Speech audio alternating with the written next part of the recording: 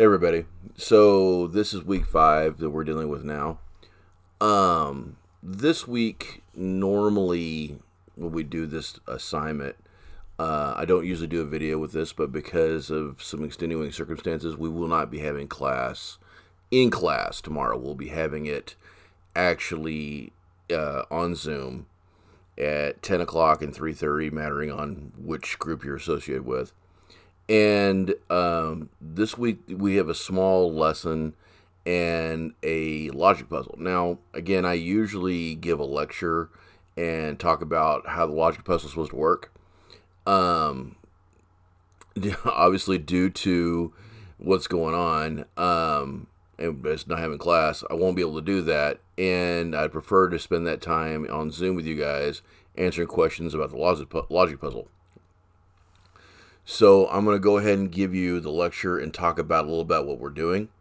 And hopefully by the end of this video, it shouldn't take more than 10-15 minutes to do this video, we'll be able to understand a little bit better what we're doing. And hopefully based on that, you shouldn't have any problems at all getting an understanding what you're supposed to be doing, what you're supposed to be turning in. Okay? So let me go over to our PowerPoint.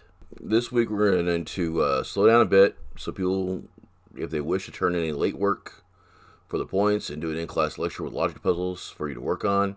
In reality, this puzzle is not really easy by any means, but it will take you some time to work it out. But if you pay close attention to detail, you'll be able to at least put the items in the correct order and guess which strata they associate with. I know this is a bit of a brain teaser, but I'm sure you all can handle it. Stratigraphy is the term that refers to the pattern and layers of soil, rock, and any archaeological features of the site. Study the spatial and temporal relationships between sediments and soils at a site is a part of any archaeological investigation. The process for interpreting stratigraphic evidence involves evaluating the position of the strata in sediments and soil horizons. Sediment strata form both natural and cultural processes. We infer the sequencing of occupation on a site by examining how strata are superimposed on a plan view of a site and by looking at vertical profiles of excavated units. All right, let me make this as simple as possible. Whenever we're doing an archaeological dig, there's only really two ways we can map our dig. All right, looking down at the site itself. All right, we're looking down at the actual everything within the site, and we're seeing all the things that there. We're mapping this out like an over above view of it. And sometimes we will have layers added into the map itself, where you'll see site A, B, C, and D, or locations within the site, and how they're superimposed on top of each other by looking down and over at it. All right, and when we get to the assignment, you'll see what I'm talking about there. You're cutting a trench, or you're digging a hole, so you can see the layers as it goes down, and so you can actually see the stratigraphy. You can see the individual stratums of the layers as it goes down. So you have the horizontal view and the vertical view is the idea. And dealing with the definitions, of course, of this assignment are stratigraphy, the natural cultural layering of soil site, and sediment, the natural deposited by wind, water, or human activity. Soil, natural accumulations of layers of organic and mineral material through the weathering and geological and archaeological surfaces, and the stratum itself, a three-dimensional unit of sediment of any origin that represents a depositional event that is distinguishable from other such units. Okay. Again, a lot of word fauna there. Let me make this as simple as possible again. If you remember when we were doing point provenience, and I was having you go into the boxes, the unit boxes themselves, right? And you're figuring out exactly where those artifacts were in space, all right? Exactly where their position were within the box, all right? Believe it or not, we hardly ever do that. And the reason we hardly ever do it is because when you're working on any type of archaeological dig, we really don't have time to position every single solitary thing within that unit, all right, and make drawings, or unless there's a really good reason. And the reason that is, like, I can give you a few reasons why we do that. But the main reason we don't is because of this issue dealing with the sediment. And this is just a nice way of saying that whenever we are doing any archaeological dig, especially when we're talking about any number of things that are deposited, there's all kinds of ways things get moved around in the strata. Just because something died or laid there, or something became a particular part of some other aspect of something you're looking at as far as a given site, things get moved around all over the place. All right, over thousands of years or hundreds of years, stuff will be moved around by animals, will be moved around by washout, it'll be moved around by rain and wind and whatever else, right? And things get moved around in the soil itself, all right, over long periods of time. Farmers come along, till up the area, move things around again, and then you have all these various different things and reasons that their stuff gets moved around. So when we talk about sediment, we're saying material deposited by wind, water, human activity. What we're saying is that things get moved around quite a bit, all right? And then when we talk about stratum, what we're really saying is that there's a natural aspect of how things will layer normally. Over time, you'll have, as you can see in this picture, the lady behind her, you can see the actual stratum as it goes down. And that's how it will normally look, all right? Except whenever something comes along and does something to move things around. And it happens all the time. It should probably be a rule of archaeology that the longer something has been sitting there, the more chance of it that naturally or through human activity, something gets moved around, all right? So sometimes it's very, very difficult to associate some pieces or some artifacts or whatever else to a given area to other groups, all right? Because things get moved around so much within, they all get mixed up within the deposits. So we have to think about it from the perspective of, we have to start applying some logic to be able to associate what is associated with what, which parts are associated with which. And when we're talking about a location where people have inhabited a given area for hundreds of years, if not thousands of years, you'll have a variety of different locations within a site where they have had settlements and they just keep moving it around. Case in point, small town I come from, Malta, Missouri, has a population of about maybe 6,000 people in it, all right? And in my own lifetime, in my 48 years, I've watched buildings come and go. I've watched the town move from one location to other locations where the central aspects of the town is. I've watched it grow, I've watched it shrink. And that's only the period of, like, again, 48 years. Imagine thinking about it on a scale of hundreds of years, if not thousands of years. People will build on top of other civilizations. We do this all the time, where we see Christian churches built during the time frame of the Dark Ages, right directly on top of sites where that originally was a pagan temple. We see this all the time where cities get rebuilt over top of it. Paris, France, London, we see there's older cities below from where the new city is above. And we can go down deeper into those areas and we can see exactly what was there. Rome is another great example of that, all right? A city has been there for, thousands of years.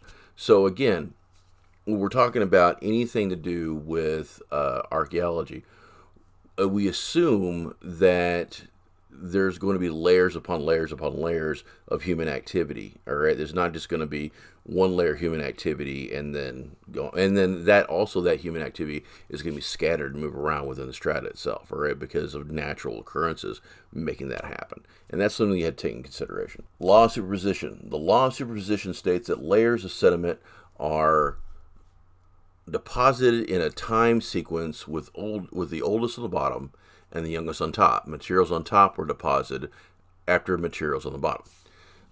Plan view, a drawn record of features and artifacts in the horizontal plane. And the profile view, a drawn record of artifacts and stratigraphy in the vertical plane.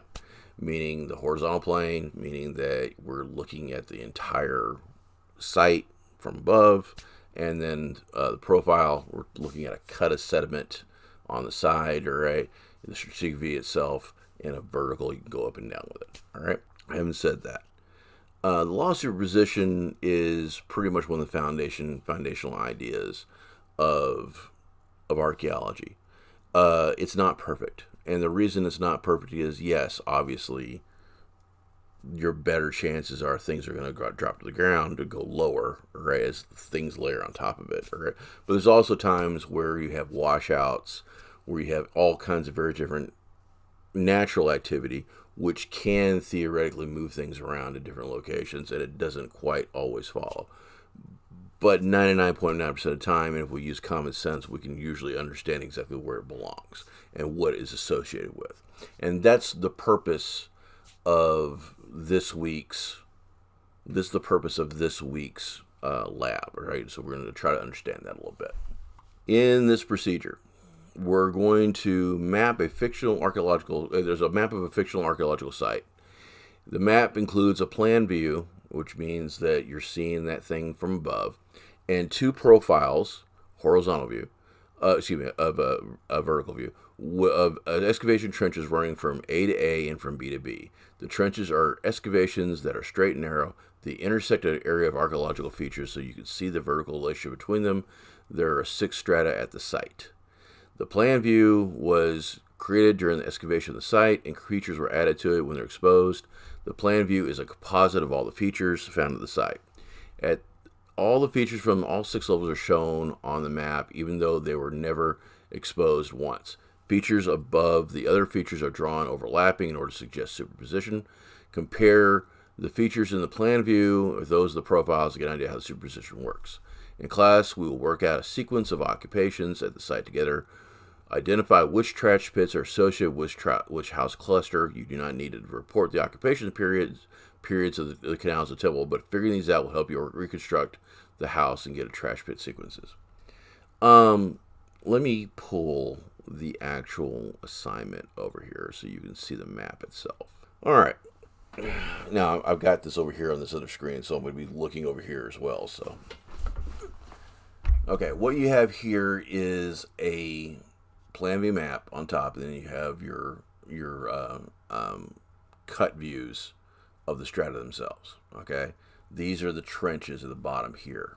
All right, that have been cut, and they're represented on the map as these lines, these trench lines here, which represents this one, and this trench line here, which represents this one. Okay, and you can see the individual strata as they go down, 1 through 6 on A and B. All right, and your job is to figure out from 1, 2, 3, 4, 5, 6, these 6 sites, these 6 locations where they were living.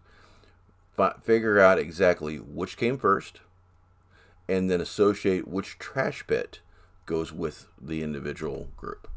And you're going to figure that out by basically a process of elimination.